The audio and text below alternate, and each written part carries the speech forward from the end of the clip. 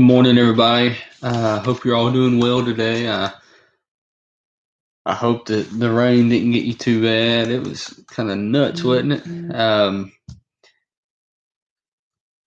It kind of made me think about some things. Fear. A lot of kids. When I was young, I would fear whenever things were happening. Storms were coming. You become fearful. You get afraid and scared of the thunder. Or man, I even remember just hearing the rain coming down. You would be afraid. Um, so that's where I'm kind of going with this today is um, fear. After the storm last night, I got a text from the pastor, and he was showing me a picture of a snake that he had killed in his yard, and I thought, man, if I'd have walked up on that boy, I'd have messed my britches. I'm afraid of snakes. I am. That's one thing that really does bother me.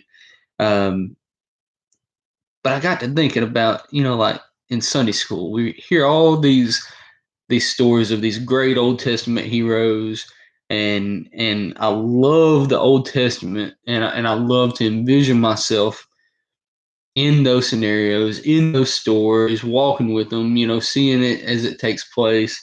And like I said, I've been thinking about fear a little bit here lately, different things. There's a lot of fear going on, and um, many people are fearful right now that really wouldn't have been fearful to begin with. That it's just the times have got people afraid of different things, and understandably so.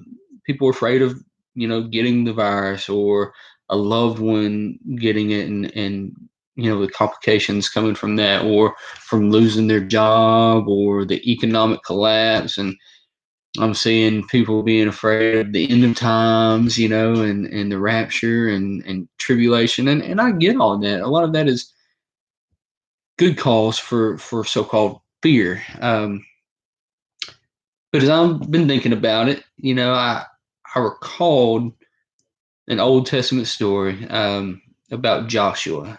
And I don't know, I went back and refreshed myself with it, and it has really spoken to me this morning. In Numbers 13, the 13th chapter of Numbers, we see the story of the spies going into the promised land and looking, and then they come back and they give the report. And for the most part, they were scared to death. They didn't want nothing to do with it. Even after everything that they had saw, everything that God had done for them, they were really worried. They were scared of the giants. They also saw the land was wonderful. Said it was everything that God promised them it to be. But like the overwhelming majority, they were just scared. They had that negative outlook. Story goes on, and Caleb and Joshua pushed back. They were like, "No, we can take this land. God is with us. He'll see us through it. We can do this." They weren't afraid. Well, you skip forward in the story, and we all know what happens. The Israelites were scared to death. They didn't want to do it, so they wandered in the wilderness, and they were scared of the overwhelming fear of the giants that possessed the land. Now then, fast forward to Joshua chapter 1, and this is where I'm at. I really like Joshua because, like I told you earlier, I compare myself. I put myself in these situations a lot of times, and I see that God appointed Joshua, right, after Moses dies to lead the Israelites. Man, big shoes to fill, right? I think about this passage from time to time, and I'm gonna be honest with you. My biggest fears, I said I was afraid of snakes, and that's just trivial. But at times, I worry about losing my family, for whatever reason. But honestly, what really bothers me, keeps me up at night sometimes, is I'm afraid that I'm not worthy enough to lead these youth on Wednesday nights, or I'm not qualified enough, or am I resonating with them? I worry about that. I really have a fear of dropping the ball. And so I put myself in Joshua's shoes. Here it is. He's got this huge task of leading God's chosen people. And so I imagine if I were him, I'd have been thinking, man, I'm just worried that I'm not going to do a good job, or I'm going to drop the ball. Um, But as you read in Joshua chapter 1, you see God gives assurance through commands. And that's really neat to see. And that command was be strong and courageous.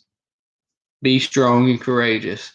God gave that command 3 times in this chapter.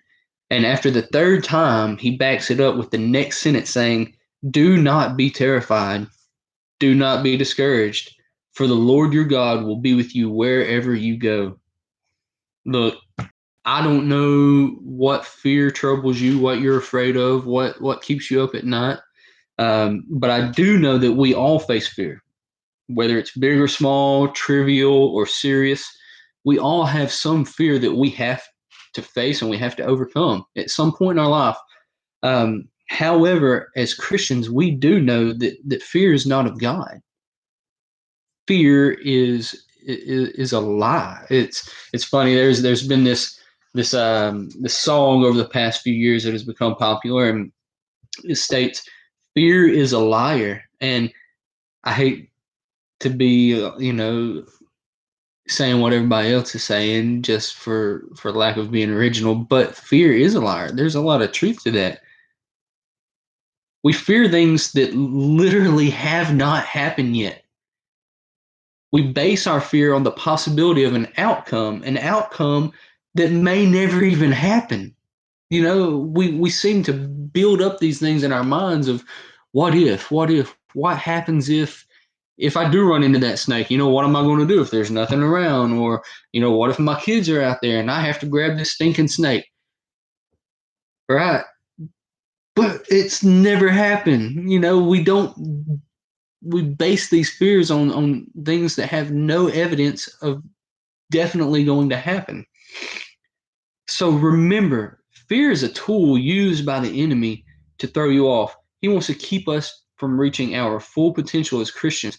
And what better way to do that than to keep us from walking in faith? Because we're taking our eyes off of God, who said he's going to be with us no matter what, everywhere we go, every step we take. I just want to encourage you, don't live in fear. Whether it's big or small, petty, don't live out of fear for the unknown, because God wants us to put all of our cares on him. He wants us to put all of our faith in him. What better for us to cast our anxiety on, cast our fear on, and yet we try a lot of times to do it ourselves, to justify, finding our fear, or justify why we're scared. So be encouraged through your fear that you're not alone in it. Everybody fears, but also be encouraged to know that you're victorious over your fear through Jesus Christ. He does not want us to be afraid. God did not set us up to be afraid. So, anyways, I hope that speaks to somebody. I love you. I hope to see you soon, and have a good day.